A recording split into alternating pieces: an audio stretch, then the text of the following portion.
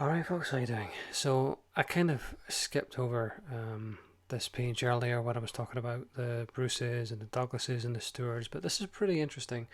There's a lot of good information on this page here.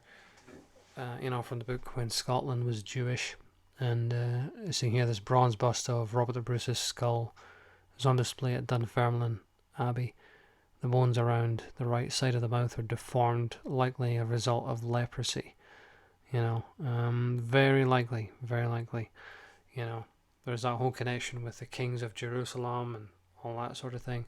When I say Jerusalem, I mean the Christian, Crusader state, but possibly the ancient kingdom from the Bible as well.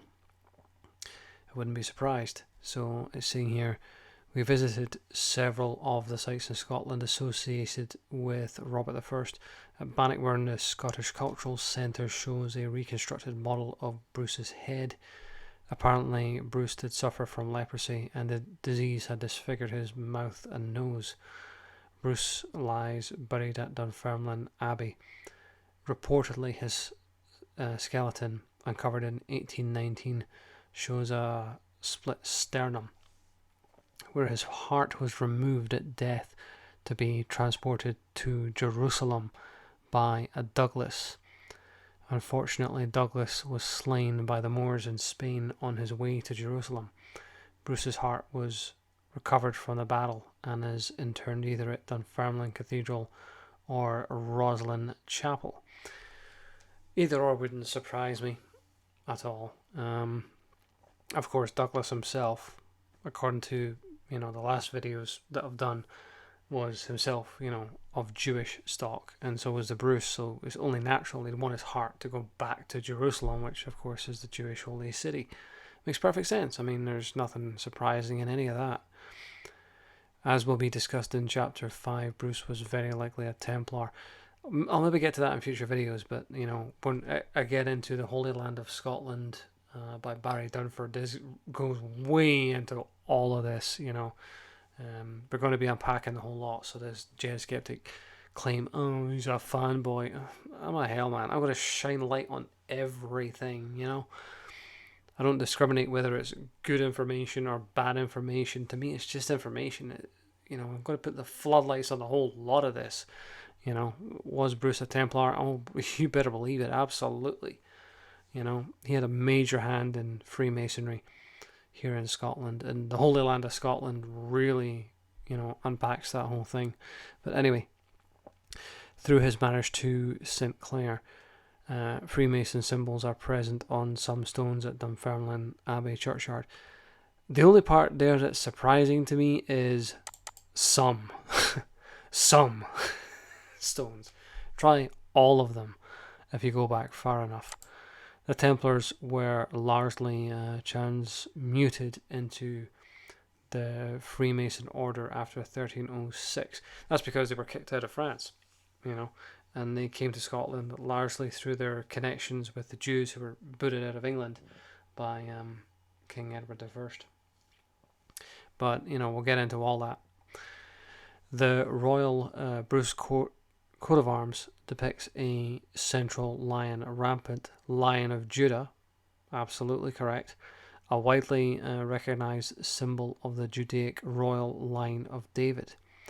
The arms of Robert I's brother Edward not only show a lion rampant, but also places an Islamic crescent over the lion's heart, suggesting perhaps Muslim or Arab ancestry in addition to Jewish.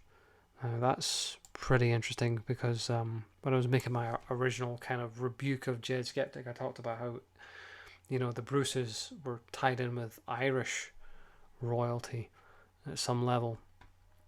So this adds another interesting potential connection, talking about Islamic or Arabian ancestry to do with the Middle East, which would actually add up when you really kind of boil it down, but I don't want to get too sidetracked. Notably, the arms of the De Mowbray, Plantagenet, Bohun, and Beaumont families are predominantly carry the Lion of Judah symbol, as does Rangers Football Club, but that's another matter. All these families originated in France, and we believe themselves to be of Davidic descent, and very likely were, in my opinion. And notably, also the arms of the Bethune family discussed in chapter 1 also bear the Islamic crest, or crescent, I should say. So when we scroll down here, we see the saltire. And it says, the Scottish saltire flags hanging in Dunfermline Abbey. We propose that the symbol is derived from the Kabbalistic Tau image. Very likely.